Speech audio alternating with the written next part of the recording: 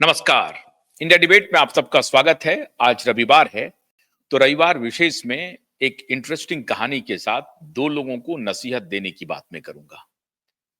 आप देख रहे हैं कि पिछले 2-3 दिनों से लगातार सोशल मीडिया पे और टेलीविजन चैनल्स पे जया भादुड़ी बच्चन का जो बयान है, जो सदन में उन्होंने दिया, उनका जो गुस्सा लोगों ने देखा है, उनके गुस्से को देख करके पूरे देश में उबाल है। इसके पहले भी जया बच्चन ने एक बयान दिया था, जब कहा था कि कुंभ में लाशों को बहा दिया गया और जो सत्य नहीं था, और वहां से लोगों ने इसके ऊपर बहुत जबरदस्त प्रतिक्रिया दी। करोड़ों लोग कुंभ में स्नान कर रहे हैं, हजारों कैमरे लगे हुए हैं, मीडिया का हुजूम वहां पे जमा है, पुलिस वाले हैं, सिक्योरिटी के अन्य ऑफिशियल्स हैं, और पूरा 50 किलोमीटर 60 किलोमीटर तक तो समझिए दोनों तरफ, गंगा के दोनों तरफ एक प्रकार से लोगों का हुजूम चल रहा है। 2-2 किलोमीटर तक जाम हो रहे हैं।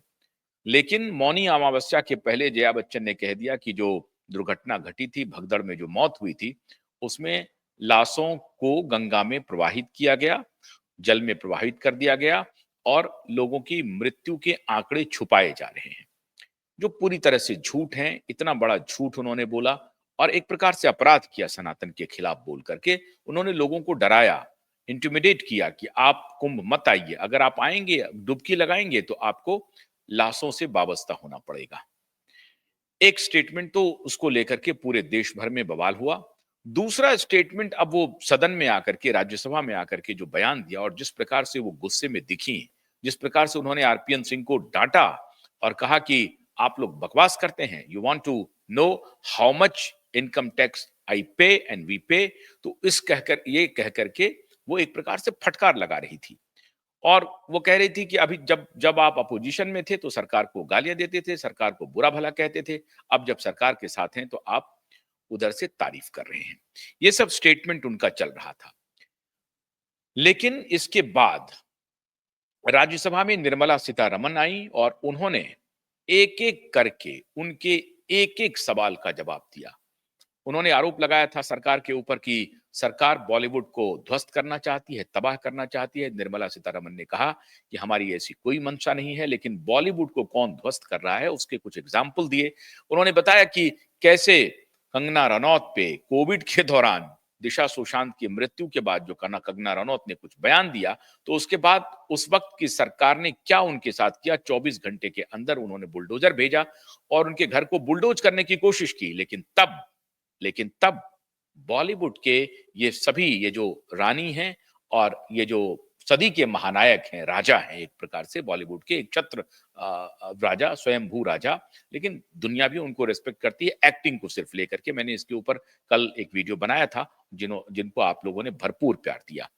तो अमिताभ बच्चन ने और जया भादुड़ी ने, दोनों ने कोई बयान नहीं दिया था, मुंह से उनकी कोई जुबान निकली नहीं थी इसकी आलोचना में या उनकी तारीफ में। कुछ भी तो बोलती, न तो सरकार के पक्ष में कुछ बोली और ना ही कंगना रनौत के साथ खड़ी हुई। आप सोचिए, एक महिला एक्ट्रेस के लिए एक महिला सांसद ने कुछ नहीं कहा, और उस वक्त भी वो राजनीति में थी, आज भी वो राजनीति में है। उस वक्त भी वो सांसद थी, आज भी वो सांसद हैं।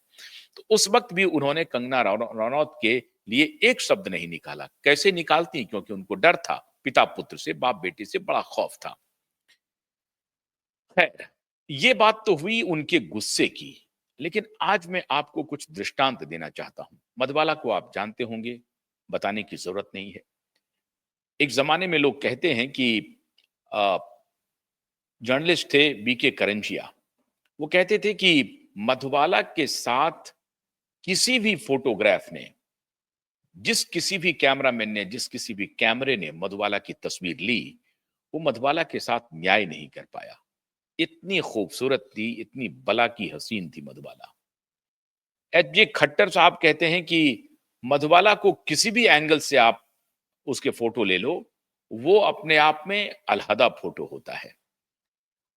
कुछ लोग तो ये कहते थे कि मधुबाला जितनी खूबसूरत है उतनी ही शालीन है।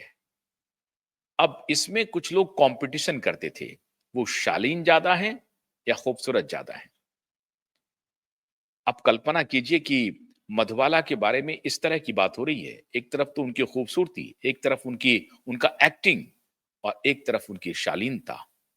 लोग कह रहे हैं कि शालीन वो ज्यादा थी या खूबसूरत ज्यादा थी, ये पता नहीं चलता था। और एक और उदाहरण मैं दे रहा हूं मोहम्मद रफी का, लेकिन पहले मधुबाला के बारे में बताएं। मधुबाला को सिल्वर स्क्रीन का, कम से कम बॉलीवुड में, कहा जाता था हॉलीवुड की मार्लिन मुनरो और ग्रेटा गार्बो, इनसे उनकी तुलना की जाती थी। मार्लिन मुनरो के बारे में बताने की कोई आवश्यकता नहीं, आप सबको मालूम है कि कितनी हसीन थी हॉलीवुड की, लेकिन मार्लिन मुनरो एक सेक्स सिंबल के रूप में जानी जाती थी। वैसी मधुबाला नहीं थी। मधुबाला एक खूबसूरत, शालीन, सौंदर्य से पूर्ण एक महिला थी, एक एक्ट्रेस थी। तो पूरा सम्मान भी था। उनको कोई अपने शरीर को दिखाने की आवश्यकता नहीं थी।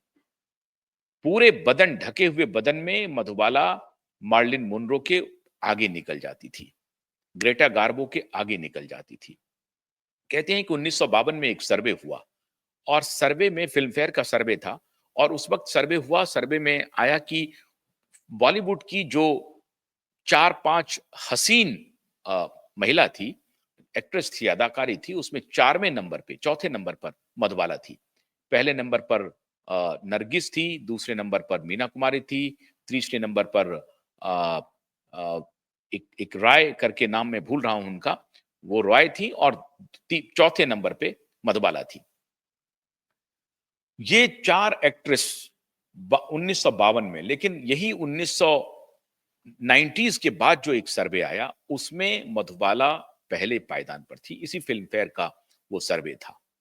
मधुबाला इतनी हसीन, इतनी शालीन, कभी लोगों ने मधुबाला को गुस्से में देखा नहीं, कभी नहीं देखा। एक लोग दृष्टांत देते हैं मधुबाला के बारे में कि जब मधुबाला और दिलीप कुमार का प्रेम संबंध चल रहा था, लंबा चला, 8 साल तक चला। जब इन दोनों के बीच में रिश्ते खराब हुए तो मुगले आजम शूट किया जा रहा था, और मुगले आजम में एक सेंसुअस सीन करना था।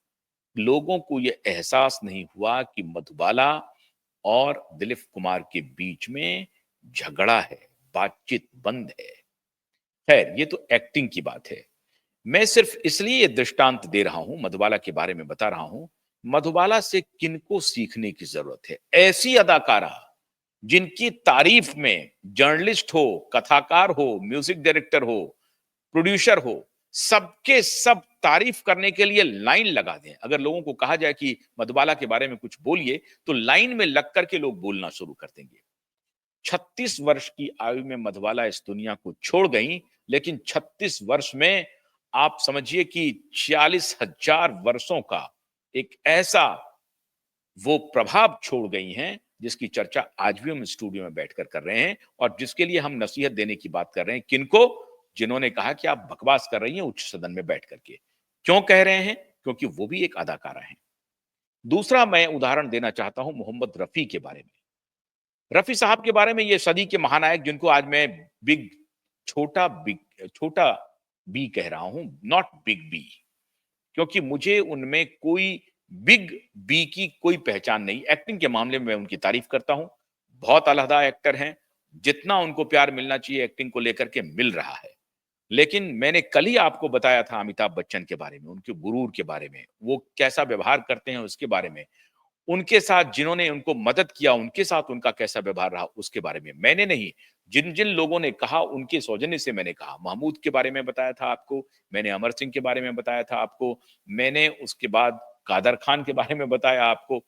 जिन जिन को जिन जिन ने उन्हें मदद की, उनके बारे में, उनकी वो क्या कहते थे अमिताभ बच्चन के बारे में। खुद महमूद ने कहा कि अमिताभ, आपने जो मेरे साथ किया, कभी और किसी दूसरे के साथ मत कीजिएगा। लेकिन खुद ये अमिताभ बच्चन एक शख्स की बड़ी तारीफ कर रहे हैं। एक तारीफ में तो जैसे वो लता मंगेशकर की तारीफ में बहुत अलहदा सब बातें कह रहे थे एक कार्यक्रम में, लेकिन उनसे जब पूछा गया, स्वयं अमिताभ बच्चन से जब पूछा गया कि पूरे फिल्म इंडस्ट्री में सबसे शालीन, सबसे सौम्य आपको, and the man of character, किसे आप कहते हैं? तो ये स्वयं सदी के महानायक, जिसे मैं छोटा भी कह रहा हूं, उनका कहना था कि मोहम्मद रफी से शालीन, मोहम्मद रफी से सौम्य, मोहम्मद रफी से मैन ऑफ कैरेक्टर मैंने फिल्म इंडस्ट्री में किसी को देखा नहीं। अब सवाल है कि स्वयं ये छोटा बी जब समझ रहे हैं कि मोहम्मद रफी शालीन है, मोहम्मद रफी सौम्य है, Mohammed Rafi man of character है, तो क्या ये तीनों शब्द हमारे ये छोटे बी को याद नहीं है? उसी फिल्म इंडस्ट्री में रहते हैं। ये क्यों नहीं खुद के ऊपर इन तीनों शब्दों का इस्तेमाल कभी कर पाए? और क्या मधुबाला की शालीनता जया भादुड़ी को कभी दिखी नहीं? क्या मधुबाला की खूबसूरती, मधुबाला की एक्टिंग कभी जया भादुड़ी ने कोशिश नहीं की इमिटेट करने की? मैं हैरान हूं, मैं इसकी चर्चा क्यों कर रहा हूं? मैं इसकी चर्चा इसलिए कर रहा हूं कि दो ऐसे महत्वपूर्ण बयान इन्होंने दिए हैं जो शर्मनाक हैं। एक तो पार्लियामेंट में और दूसरा पार्लियामेंट के बाहर सदन में ही, लेकिन सदन के बाहर दिया है। पार्लियामेंट कैंपस में दिया, लेकिन सदन के बाहर दिया।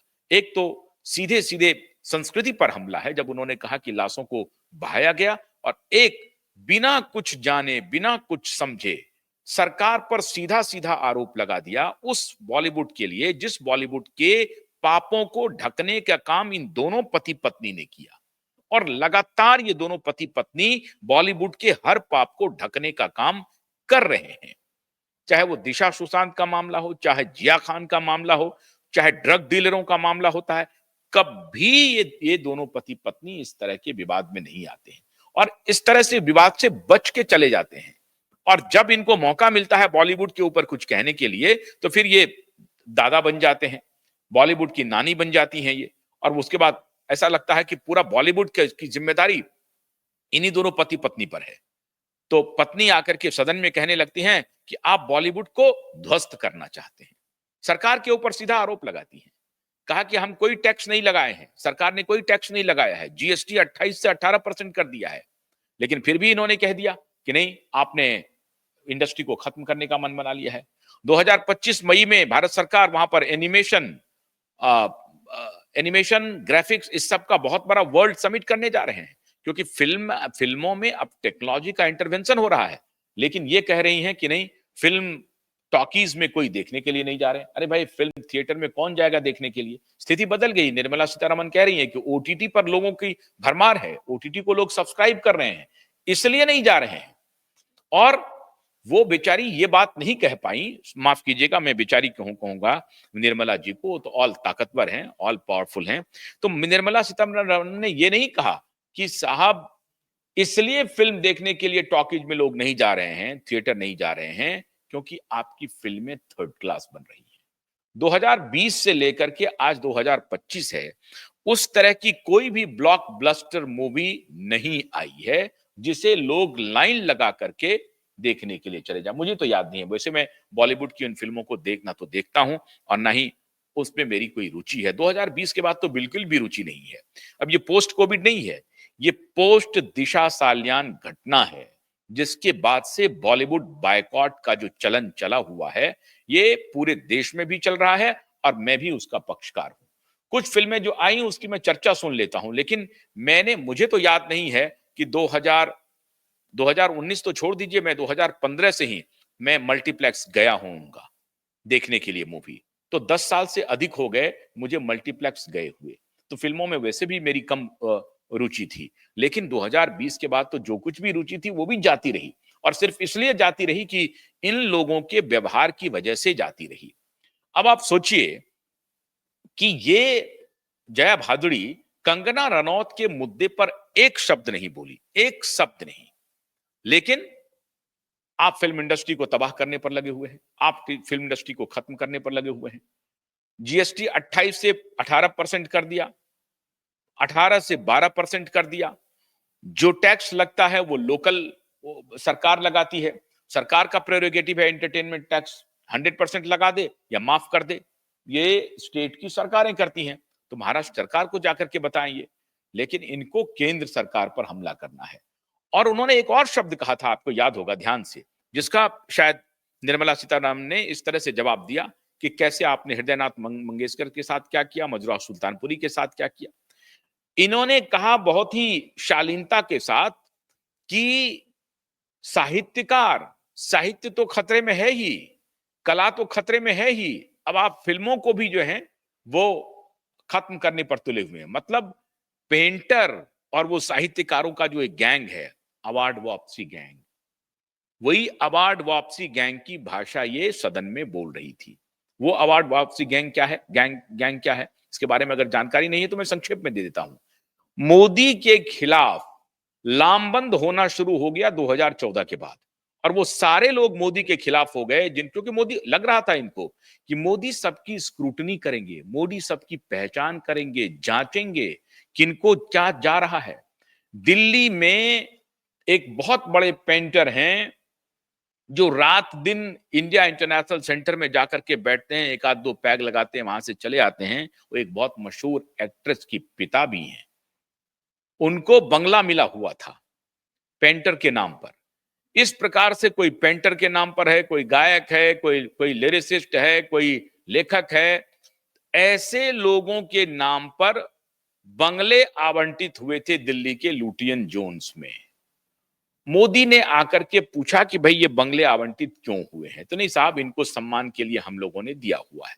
बड़ी अच्छी बात है। उससे कला को प्रोटेक्शन नहीं था, कला को प्रोटेक्शन देने के लिए नहीं था, और चूंकि बंगले जो छीने जा रहे थे इसलिए कहा कि भाई कला पर हमला हो रहा है। वो बंगले इसलिए बनाए गए थे कि ये लोग कला के नाम पर, साहित्य लेखन के नाम पर, लेखन के नाम पर इनकी चौकड़ी जमी हुई थी और चौकड़ी चल रही थी। यही मिल करके इंडिया इंटरनेशनल सेंटर में बैठ करके एजेंडा फिट करते थे। वो एजेंडा पर कुठाराघात हो गया। उन्हीं की भाषा जया बच्चन जी पार्लियामेंट में बोल रही थी कि साहित्य कला तो खतरे में है ही, आप फिल्म इंडस्ट्री को भी तबाह करने पर लगे हुए हैं। आप फिल्म इंडस्ट्री को बदनाम करना चाहते हैं, फिल्म इंडस्ट्री को खत्म करना चाहते हैं। तो जया भादुरी बच्चन ने, जब निर्मला सीतारमन ने यह कहा कि कंगना रनौत का जब घर तोड़ा जा रहा था, तो जया बच्चन और अमिताभ बच्चन कहां थे? एक भी शब्द क्यों नहीं कहा? बेदर्दी से उनके घर के ऊपर बुलडोजर चल रहा था, एक भी शब्द नहीं कहा। बेदर्दी से सुशांत की हत्या हो गई, जिसको लेकर के सीबीआई जांच कर रही है, एसआईटी लगी हुई है। एक बार भी अमिताभ बच्चन ने और जया भादुरी ने क्यों नहीं सवाल उठाया? आज भी सवाल नहीं उठा रहा है। क्यूबाई नेटवर्क उन्हें कह रहा है, हमारे शोज को वो देख रहे हैं, नहीं देख रहे हैं तो उन तक दर्शक पहुंचा रहे हैं। और मैं आज कोशिश करूंगा कि ये पूरा शो, इसके पहले का शो भी उनको टैग करें एक्स प्लेटफॉर्म पे, जिससे कि हमारा शो उन तक पहुंचे।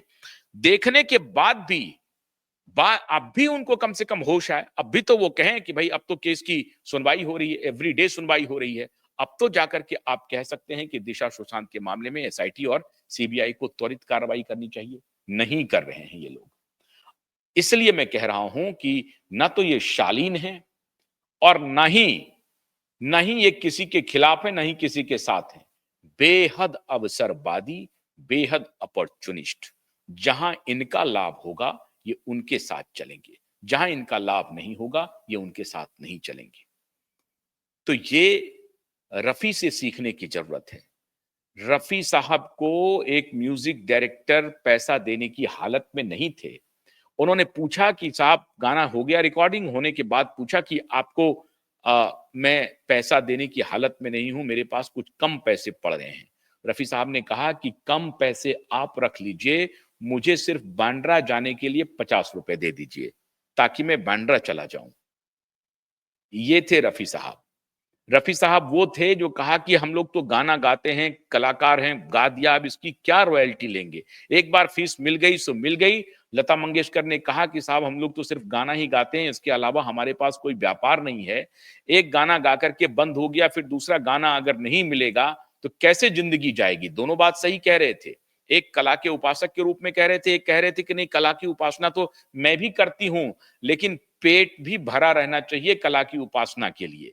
तो लता मंगेशकर ने कहा कि नहीं, हमें रॉयल्टी मिलनी चाहिए, और रॉयल्टी के मुद्दे पर इन दोनों के बीच में विवाद हो गया। और विवाद होने की वजह से इनको कहा कि नहीं, मैं तो जब तक हूं तब तक गाना गाता रहूंगा, मुझे पैसे मिलते रहेंगे। लता मंगेशकर कह रही थी कि देखिए, हम और आप तो गा लेंगे, लेकिन बहुत सारे ऐसे गायक आएंगे जिनको शायद बहुत गाने नहीं मिले।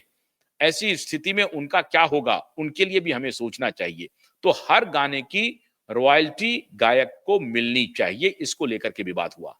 और आखिर में यह विवाद 3 साल तक चला। 3 साल तक रफी और लता एक दूसरे से बात नहीं किए, लेकिन एक अप्रोच था दोनों का। रफी ने कहा कि हमें नहीं चाहिए पैसा, ऐसा व्यक्तित्व था। लता ने कहा कि मुझे पैसे चाहिए, लेकिन उसके लिए कोई अपने व्यक्तित्व को गिरा करके कोई काम नहीं करना चाहती थी। तो दो स्टार थे, दो स्टॉलवर्ट थे, अगर मत भिन्नता भी होती थी तो किसी बात को लेकर के वो अपनी बात कहते थे। अब अगर आप कह रहे हैं कि मैंने अभी चूंकि इनका जिक्र किया है मधुबाला का, तो उनके प्रेम प्रसंग का एक जिक्र मैं करना चाहूंगा। दिलीप कुमार और मधुबाला के बीच में तनाव हो गया, रिश्ते टूट गए। रिश्ते टूटने के बाद फिर भी हुआ कि भाई कुछ कुछ साल के बाद की आखिरी बार की कोशिश कर ली जाए। तो मधुबाला और इनके फोन पर बातचीत हो रही है दिलीप कुमार का। तो दिलीप साहब ने कहा कि भाई आपके पिताजी अगर आप पिताजी को छोड़ दो, आप मेरे पास आ जाओ, मैं आपसे शादी कर लूंगा। मधुबाला ने कहा कि आप मेरे घर आइए, मेरे पिताजी से माफी मांगिए, उनको गले लगाइए, मैं आपसे शादी कर लूंगी। इस तरह से ये दोनों काम कर नहीं सके और दोनों का रिश्ता टूट गया। लेकिन कभी भी जगहंसाई नहीं हुई। मधुबाला दिलीप साहब के भी बारे में और मधुबाला के भी बारे में कभी वो फ्रस्ट्रेटेड नहीं दिखे। जीवन दर्द से भरा रहा मधुबाला का, लेकिन फ्रस्ट्रेशन में इनके तरह आकर के कुछ से कुछ बयान अनर्गल इस तरह का ऊंची आवाज में कभी मधुबाला को लोग बोलते हुए नहीं सुना। मैं इसलिए उदाहरण दे रहा हूं कि मधुबाला एक आइकॉन है। क्यों? क्योंकि जया भादुड़ी उसी इंडस्ट्री से हैं जिस इंडस्ट्री को बचाने की बात ये कह रही थी। उसी इंडस्ट्री में किस किस प्रकार के पात्र हुए हैं। 36 वर्ष में अथाह दर्द से, एक ऐसी बीमारी थी उनको जिसमें खून ज्यादा आता था और वो खून को एब्जॉर्ब नहीं कर पाता था उनको, उनके बॉडी को हर दिन उनको उनकी बॉडी से खून निकालना पड़ता था। फिर भी वो बैलेंस्ड रही। आखिर में वो इस दुनिया को छोड़ के चली गई, लेकिन मधुबाला को किसी ने ऊंचे स्वर में बोलते हुए नहीं सुना था। मैं कहने का तात्पर्य यह है कि ऐसे आइकॉनिक पर्सनालिटीज जो दुनिया में कम उम्र जी करके भी ऐसा छाप छोड़ जाती हैं जिसे दुनिया वर्षों तक याद रखती है। लेकिन ऐसे पर्सनालिटी जो फिल्मों में थोड़ी बहुत सफलता पाने के बाद पूरी दुनिया से आलोचना सुन रही हैं, कोई भी अच्छा कृत्य नहीं कर रहे हैं। उदाहरण आपके सामने है। कंगना रनौत के बारे में एक शब्द नहीं कहा, दिशा सुशांत के बारे में एक शब्द नहीं कहा, झूठ आकर के पार्लियामेंट में बोल रही हैं कि लाश बहा दिया गया पार्लियामेंट कैंपस में, और पार्लियामेंट में on the floor of the house कह रही हैं कि भारत सरकार बॉलीवुड को बर्बाद करना चाहती है। तो केवल झूठ बोल रही हैं। ना तो कोई शालीनता है, ना कोई वो हुनर है, बस झूठ बोलना है। बस एक पार्टी ने इनको सांसद बना दिया तो आकर के झूठ बोलना है। तो ये जो दो कैरेक्टर मैंने आपके सामने रखे हैं, एक तरफ तो मधुबाला है और दूसरी तरफ हमारी ये जो दूसरी मोहतरमा है जया भादुड़ी जी, वो हैं। एक तरफ रफी साहब हैं और दूसरी तरफ हमारे ये छोटे बी अमिताभ बच्चन जी हैं, जो कंफर्टेबल शालीन हैं। जब तक उनका कंफर्ट लेवल ठीक है वो शालीन है, उनका डिस्कंफर्ट हो जाएगा उनकी शालीनता जाती रहेगी। मैं आपको एक एक और एग्जांपल दे रहा हूं। न सिर्फ आंखों देखी वरण की, उसको सिर्फ महसूस भी किया। मैं उन दिनों एक टेलीविजन चैनल में था और वो टेलीविजन चैनल के मालिक का इनके ऊपर इतना एहसान था, जिस एहसान को ये शख्स जिंदगी भर उतार नहीं सकता था। इतना एहसान था, पैसे का एहसान। उस चैनल के माइक को, जब वो माइक इनके सामने रिपोर्टर ने रखा कुछ पूछने के लिए, वैसे तो रिपोर्टर क्यों ऐसे लोगों के पीछे पीछे दौड़ते हैं, अब वो कह नहीं सकते। रिपोर्टर्स की ये आवश्यकता होती है कि वो जिनका भी उनको बाइट लेना पड़ता है वो भाग दौड़ करके जाते हैं, कैमरा फ्रेम में आ जाए, ऑडियो ठीक आ जाए, वीडियो ठीक हो जाए, बहुत सारी बातें, वो अपना ड्यूटी कर रहा होता है एक जर्नलिस्ट। तो उन्होंने माइक रखा कि कुछ कुछ पूछना चाह रहे होंगे। इन्होंने माइक हाथ में लिया, उठा के फेंक दिया। क्यों? क्योंकि उसके मालिक, उसका जो मालिक है ना, वो भाई मालिक से वो बात करता है। जर्नलिस्ट कौन होता है? माइक लेके फेंक दिया। माइक लिया, फेंक दिया। ये है इनकी शालीनता। पूजा बेदी की चर्चा मैंने आपको बता ही दी। पूजा बेदी ने इंटरव्यू में इनको पूछ लिया कि दाढ़ी आपका उजला, नकली लोग खाली नकली ही काम करेंगे ना, तो दाढ़ी उजला और बाल काला, यही सिर्फ पूछा था। साहब उनको स्टार न्यूज से, स्टार ग्रुप से निकलवा दिया। वो इंटरव्यू भी नहीं गया। उनके मालिक को सीधे फोन करके, या मालिक या जो भी उस वक्त कॉल ले पाते थे, उनको फोन करके हटा दिया। ये है इस छोटे बी की छोटपना, छोटापन। वही कहते हैं ना, छोटे मन से कोई बड़ा नहीं होता। तो ये बस एक्टिंग से बस इनको मिल गया है, वो सफलता मिल गई है। लेकिन अब जो कृतित्व है ना, इनके पीछे का जो व्यक्तित्व है वो सामने निखर के आ रहा है। इसलिए मैंने कहा कि इन दोनों को, पति पत्नी दोनों को कुछ सीखने की जरूरत है अपने ही इंडस्ट्री के हुनरमंदों से, उन शालीन दिग्गजों से जिनकी छाप आने वाली सदियां भूल नहीं सकती। आने वाली सदियों पर उनकी छाप पड़ेगी, पड़ती ही रहेगी। लोग उनको भुला नहीं सकते, उनको मिटा नहीं सकते, उनके छाप को, उनकी पहचान को भुला नहीं सकते, उनकी पहचान को मिटा नहीं सकते। ऐसे लोगों से, ऐसे छोटे बी और ऐसी जया भादुड़ी जी को सीख लेने की जरूरत है। उम्मीद करते हैं कि जया भादुड़ी जी अपनी जुबान पर नियंत्रण के लिए मधवाला की शालीनता ओढ़ेंगे और अमिताभ जी बच्चन जो स्वयं कहते थे कि दुनिया के देश के बॉलीवुड के सबसे शालीन, सबसे सौम्य व्यक्ति अमिताभ बच्चन हैं, वो शालीनता अपने अंदर लाएंगे। अब क्या लाएंगे, 80 के हो गए हैं, तो वो शालीनता के साथ व्यवहार करेंगे। चलने विदा लेने से पहले मैं आपसे फिर अनुरोध कर रहा हूं कि जिन्होंने हमारे क्यूबाइब नेटवर्क को सब्सक्राइब नहीं किया है, सब्सक्राइब कीजिए, फेसबुक पर फॉलो कीजिए, एक्स पर भी फॉलो कीजिए। QIB.in अंग्रेजी का हमारा OTT प्लेटफॉर्म है, उसे भी लॉग इन करना मत भूलिए। PrakashTV.in हिंदी में है, उसे भी लॉग इन करना मत भूलिए। और यूट्यूब में आप हमारे मेंबर बन सकते हैं। मेंबर बन करके आप हमें सहयोग कर सकते हैं, मदद कर सकते हैं, हमारी हौसला हौसला अफजाई कर सकते हैं।